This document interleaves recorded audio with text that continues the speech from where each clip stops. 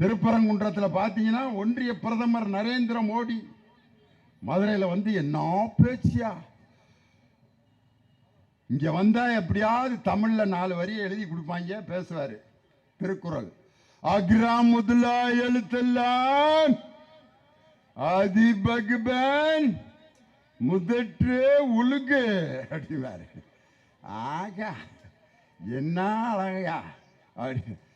விவசாயிகள் இருக்க இடத்துல உழுதுண்டு பல்பர் மற்றவர் தொழுதுண்டு பென்சில் பார். மோடி எங்க போனாலும் இந்தியில தமிழ்ல எதையாவது எழுதி கொடுப்பாங்க, இந்தியில எழுதி வச்சு வாசிப்பார். மதுரையில் வந்து என்ன சொல்றாரு, வெற்றிபேல் பீரபேல். திருப்பரங்குன்ற முருகன் முன்னாடி போய் நெடுஞ்சாங்கரையா உளுந்து முருகா. முருகன் பார்க்கிறாரு, பிரதர் மதுரைக்கு வந்தா எல்லாம் மீனாட்சி அம்மன் கோயிலுக்கு தானே பிரதர் போவாங்க, நீ ஏன் பிரதர் ஏன் காலில் இப்போ உளுந்திருக்க அப்படின்னு முருகன் கேட்குறாரு. பக்கத்தில் முருகனுக்கு யோசனை சொல்கிற யார், தெய்வானை அம்மா திருப்பரங்குன்றத்தில் அவங்க தானே இருக்காங்க. அவங்க சொல்கிறாங்க, மாமா இவர் ஏன் தெரியுமா இங்கே வந்து காலில் விழுந்து கிடக்கிறாரு, மீனாட்சி அம்மன் கோயிலுக்கு போகாமல் இங்கே வந்து ஏன் விழுந்திருக்காருன்னா, அடுத்து எலெக்ஷன் வரப்போகுது, ஒன்னே வச்சு ஓட்டு கேட்கறதுக்காகத்தான் உன் காலில் வந்து விழுந்து கிடக்கிறார் மாமா, மீனாட்சி அம்மன் கோயிலுக்கு போகாம உன் காலில் விழுந்து கிடக்கிறதுக்கு அதுதான் காரணம். இப்பயும் நம்ம சகோதரியை யோசிக்கிறதுங்க முடிக்கிற மாதிரில தெரியுது. மாவட்ட செயலாளர் வந்துட்டாரு, அதனால நன்றி வணக்கம்னு முடிச்சிருவாருன்னு. ஒன்றிய பிரதமர் நரேந்திர மோடி நெடுஞ்சாங்கரையா நம்ம முருகன் காலில் விழுந்ததுக்கு என்ன காரணம், நீங்க யாரை வேணாலும் நம்பலாம். இந்த கூழ கும்பிடு போடுவாங்க பார்த்தீங்களா, அவனை மட்டும் நம்பவே கூடாது.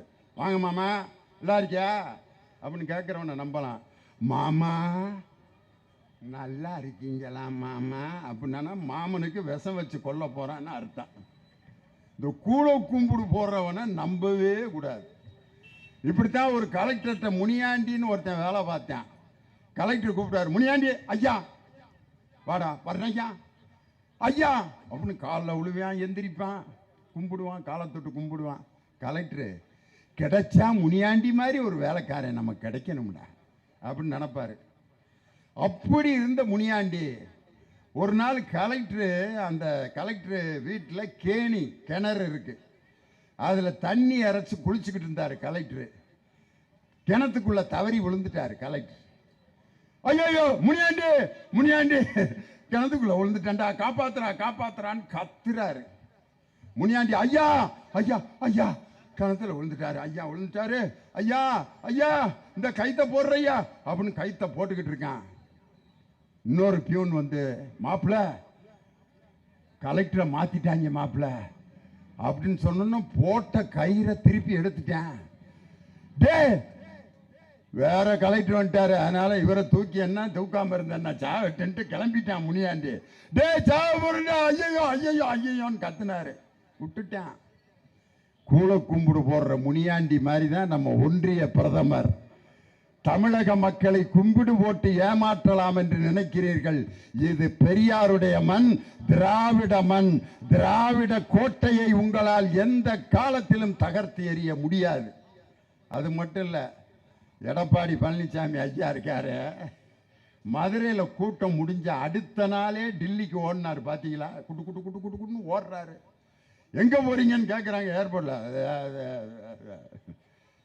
வர சொல்லியிருக்காங்க இதான் போறேன். ஆனால் காங்கிரஸோடு கூட்டணி நடத்துவதற்கு ஒரு 10 நாள் என்ன கொடுமைப்படுத்தினாங்க, என்ன பாடு. இந்த மீடியாக்காரங்கள்லாம் காங்கிரஸோடு உறவு முறிய போகிறது, தாவேக்காவுடன் ஹைதராபாத்தில் பேச்சுவார்த்தை, ராகுல் காந்தி தலைவருக்கு போன வருஷம் அண்ணன் அப்படின்னு போட்டிருந்தாரு, இந்த தடவை அண்ணேங்கிற வார்த்தையை விட்டுட்டார். அதனால கூட்டணி இல்லை. நம்ம அம்மாவுக்கு கடிதம் எழுதுறப்ப அன்பும் பாசமும் இருந்தா அம்மான்னு எழுதுவான், சில சமயம் அன்புள்ள அம்மான்னு எழுதுவான். பாசமுள்ள அம்மான்னு எழுதாதனால அம்மாவை விஷம் வச்சு கொல்ல போறான்னு அர்த்தமா? அண்ணனுங்கிற வார்த்தையை விட்டுட்டாரு, கூட்டணி முறிந்து விட்டது. பாம்பேல பேசுறாங்க, ஹைதராபாத்தில் பேசுறாங்க. செல்வ பெருந்தகை தனியா போன் எடுத்துட்டு வெளியே ஓடுறாரு. மாணிக்கம் தாகூர் அங்க போய் பேசுறாரு, கூட்டணி முறிந்தது, ஆகாகா ஓகாகா அப்படின்னாங்க. ப. சிதம்பரம் என் தலைவரை வீட்டில் போய் பார்த்தாரு. அரை மணி நேரத்தில் அறிவாலயத்தை நோக்கி காங்கிரஸ் கூட்டணியே வந்து 28+1 அப்படிங்கிற கூட்டணியை எழுதி கையெழுத்து போட்டு வந்து என் தலைவன் ஒரு ஆக்ஷன் பண்ணார். பாத்தீங்களா?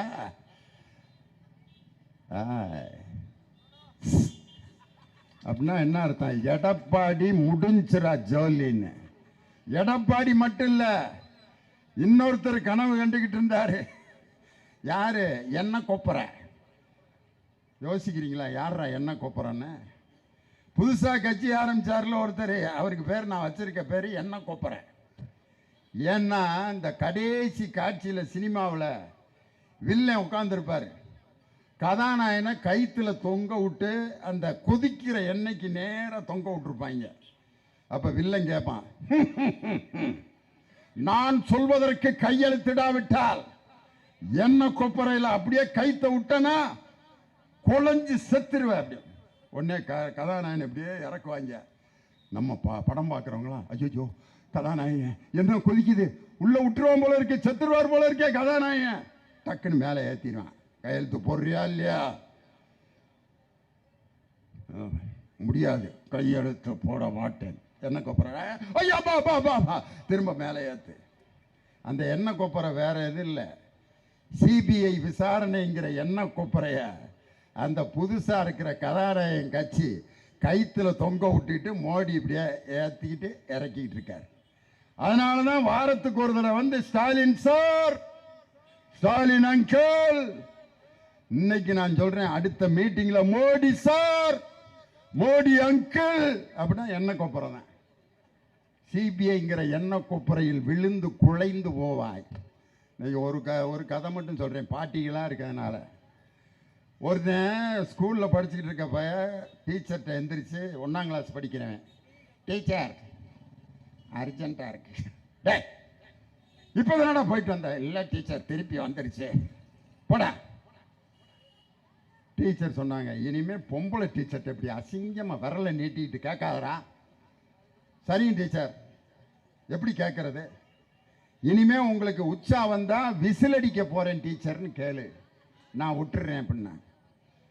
சரிங்க டீச்சர், இனிமே வந்தா நான் விசில் அடிக்க போறேன்னு கேட்குறேன். அடுத்த நாள் பள்ளிக்கூடத்துக்கு வந்திருக்கேன், டீச்சர் விசில் அடிக்கணும் போடா. இது மாதிரி நடந்துக்கிட்டு இருந்திருக்கு. ஒரு நாள் வீட்டில் தூங்கிட்டு இருந்திருக்கேன். நைட்டு 1:30 மணிக்கு வந்துருச்சு அவனுக்கு. பக்கத்தில் பாட்டி படுத்திருக்கு.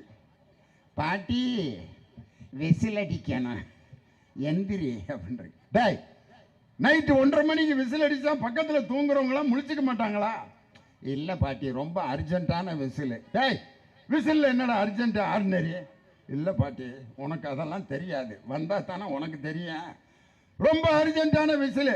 பாட்டி சொல்லிச்சு, ரொம்ப அவசரமாக இருந்தால் மெதுவாக என் காதில் அடிச்சு விடுறா அப்படிங்கவன் பையன் அடிச்சுட்டான். பாட்டி காது நிறைஞ்சு சுட சுட வலியுது பாட்டிக்கு.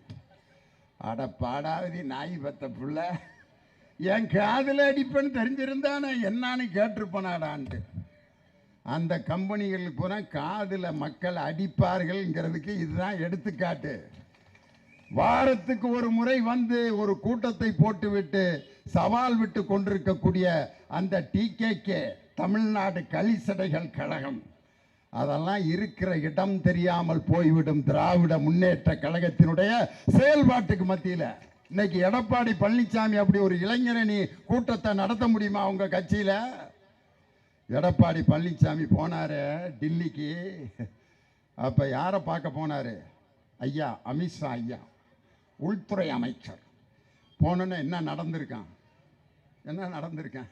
சும்மா கற்பனை தான். உள்ள நுழைஞ்சிருப்பாரு. குட் மார்னிங் ஐயா, எடப்பாடி பழனிசாமி ஃப்ரம் தமிழ்நாடு. அங்கே உள்ள இருக்க செக்யூரிட்டி சொல்லியிருக்கான், வாயை மூட் அப்படின்னு இருக்கான். என்ன உள்ள நுழையும் போதே வாயை மூட சொல்கிறாங்க? வாயை மூடினா வலது பக்கம் திரும்புன்னு அர்த்தம். ஐயோ, உள்ள நுழையும் போதே வாயை மூட், டர்ன் ரைட் சைடு அப்படின்னா எடப்பாடி ரைட் சைடு திரும்பி அமித்ஷா பார்க்குறாரு. ஐயா வணக்கம், good morning, good evening. I am Edappadi Palaniswami from Tamil Nadu.